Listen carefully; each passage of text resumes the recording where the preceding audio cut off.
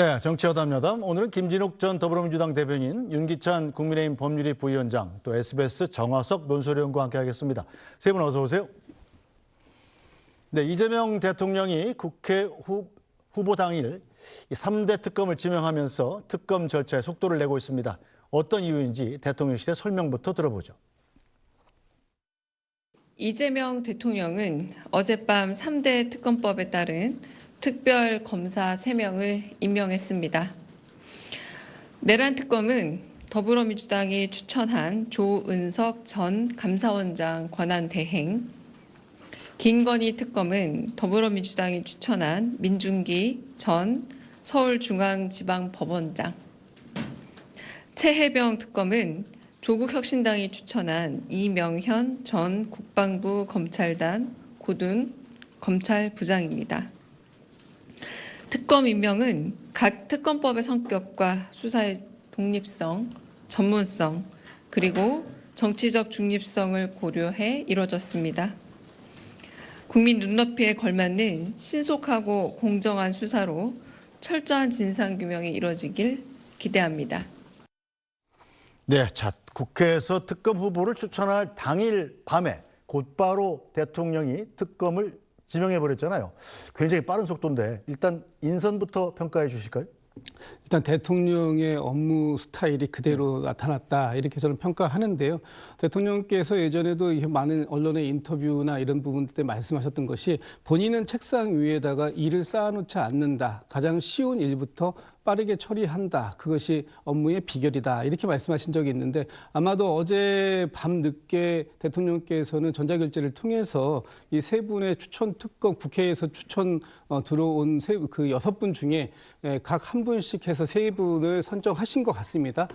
그것이 이제 오늘 아침에 대통령실에서 공식 브리핑으로 발표되기 전에 아마도 바로 결재를 하게 되면 국회로 그 사실이 이제 알려지다 보니까 밤늦게 알려지게 됐는데요. 네. 이 세 분에 대해서는 어떤 분들 지금 민주당과 조국혁신당에서 추천을 각 3분씩 했는데 이분들은 다 그 전문성이라든지 아니면 중립성 여러 가지 실적을 바로 낼 수 있는 그런 능력들이 있는 분들로 일단 추천이 됐다라고 하는 거 저희 보고 있고 그 부분들 중에서 대통령께서 지금 이제 내란 특검법의 조은석 전 검사 또 김건희 특검법의 민중기 전 판사 또 그리고 최세병 특검법의 이명현 전 이 국방부 감찰단의 부장을 임명하는 것으로 아마 신속하게 이 특검을 시작할 수 있도록 그런 부분을 평가했다 이렇게 보고 있습니다. 네, 자 국민의힘에선 이번 특검 인선 어떻게 평가하시겠습니까?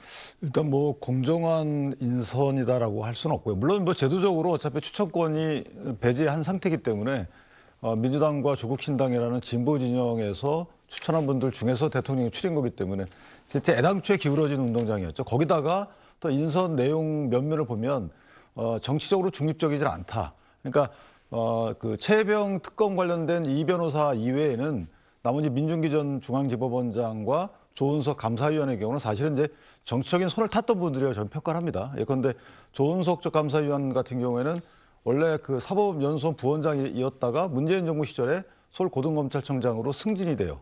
영전이 되는 거죠. 네. 그 이후에도 이제 옷을 벗은 이후에 감사위원으로 들어와서 감사위원 업무를 하는 그 양태를 보더라도 저희가 정치적으로 중립적이다라고 평가할 수 없는 부분이 많아요. 예컨대 전현희 전 권익위원장 관련해서도 이게 개인 변호인이 아니냐라 할 정도로 감사위원회 업무보다는 약간의 좀 치우친 듯한 느낌 그런 평을 받았던 분이기 때문에 실제 중립적으로 수사를 할 기대를 저는 하지 않는다.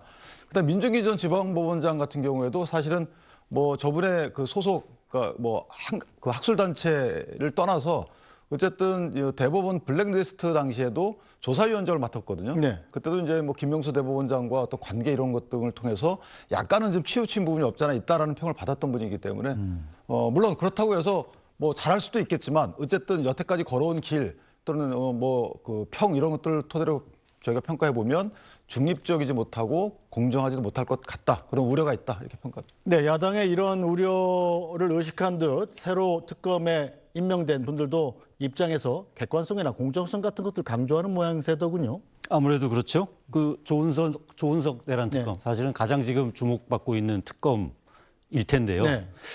사초 쓰는 자세로 수사 논리에 따라 직수행에 최선을 다하겠다. 이 조은석 특검이 검찰 쪽에서 하는 얘기는 한결같이 얘기하는 게 수사 능력만큼은 정말 역대 탑티어급이다라는 얘기를 많이 듣습니다. 네. 실제로 이 김대중 정부 때부터 시작해가지고 그때 이 구속 기소한 그 유명인들 몇 명만 추려보면 네. 정대철 민주당 대표, 이기택 전 대표, 99년에는 그 진영구 네. 전 대검 공안부장이죠. 그 네. 조폐 공사 파업유도 사건으로 한동훈 전 대표의 장인이죠. 장인이기도 네. 하고요. 예. 그 다음에 2003년에는 저기 안희정 충남지사 네. 대통령 측근. 그 다음에 그 김대중 전 대통령 아들인 김홍일 씨, 한광옥 전 대통령 비서실장 전부 다 기소를 했고, 이명박 정부 때는 또 그때도 청목회 입법 로비 사건이라고 이제 그때 당시 크다라는 사건이 있었는데 그때도 현직 의원 6명을 재판에 넘겼고, 박근혜 정부 때는 세월호 수사에서 이제 그 당시 이제 그 대검 형사부장으로 있으면서 그 당시에 그 출동하고도 구조조치를 네. 취하지 않은 그 해경 정장 있지 않습니까? 네, 네. 이 사람을 업무상 과실치사상죄를 적용해서 결국은 이 기소를 했어요. 그래서 유죄가 확정됐고 이 부분 때문에 사실은 박근혜 정부의 그 청와대하고 법무부하고 또 갈등이 좀 빚어졌고요. 네. 그 이후로는 이제 이 계속 좌천을 당합니다. 그래서 그 이 사법연수원 19기인데 이 19기의 유명한 검사가 우병우 전 청와대 네. 민정수석, 그다음에 이 조은석 검사 이렇게 있는데 조은석 검사도 굉장히 유능한 검사임에도 불구하고 그때부터 이제 좌천됐다라는 거. 그다음에 아까 윤기찬 변호사님 잠깐 말씀해 주셨지만 그 이 문재인 정부 때 감사위원으로 임명이 돼가지고 또 윤석열 정부 감사원하고 약간 좀 이 갈등 관계에 있었죠. 네. 예. 그래서 이 내란 특검은 그렇고요. 그다음에 이게 김건희 특검은 민중기 지금 판사잖아요. 네. 판사 출신으로 했는데 사회적 논란이 많은 사건이기 때문에 객관적으로 봐야 하겠다. 예, 정말 좀 판사다운 그런 이 말이죠. 그렇죠. 객관적으로 봐야겠다. 근데 이게 워낙 지금 김건희 특검이 이 여러 가지 이제 그 분야별의 사건도 많고 그다음에 네. 거기서부터 또 파생되어 나올 사건들도 지금 예상이 되고 있는 측면이 있기 때문에 그런 부분에서 좀 그 판사 출신으로 약간의 좀 그 이 정치 보복, 정치 탄압 시비를 조금은 좀 이게 누그러뜨리겠다는 뭐 이 좀 그 보관 네. 내지는 그 이 임명의 그런 그 의도가 있지 않았나 싶고요. 그다음에 이명현 순직해병 특검, 최상병 특검은 그 억울한 죽음, 실체적 진실을 규명하는데 네. 소신껏 수사하겠다. 그러면서 뭐라고 이 이명현 특검은 얘기를 하냐면 이거 저 딴 특검에 비해서는 굉장히 쉬울 것 같다. 네. 그러니까 이미 이제 많은 부분이 나왔고 통화 내역 같은 것도 있고 했기 때문에 요게 누구 잘못이고 누구 말이 진실인지만 딱 밝혀내면은 뭐 아주 쉽게 끝날 것 같다라고 아주 자신감을 보였습니다.